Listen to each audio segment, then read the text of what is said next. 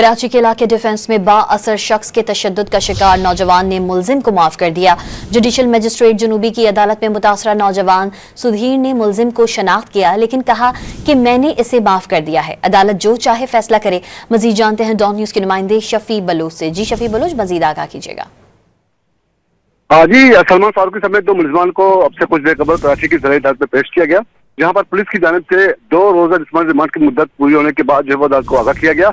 और इसके अलावा अदालत की जानिब से पुलिस से मुकदमे की तफ्तीशी रिपोर्ट समाअत में पेश करने की हिदायत की गई है और मुलजमान को जुडिशल रिमांड पर जेल भेज दिया गया है। जबकि इसके अलावा आज मुद्दई की जानिब से मुतासरा जो शख्स लड़का है वो अदालत में पेश हुआ और उसने जो है वो मुलजिम को शनाख्त कर लिया और बताया कि ये वाकया किस तरह पेश आया और इसी जो गिरफ्तार मुलजिम ने किस तरह दीगर गाज के साथ मिलकर जो है तशद्दुद का निशाना बनाया।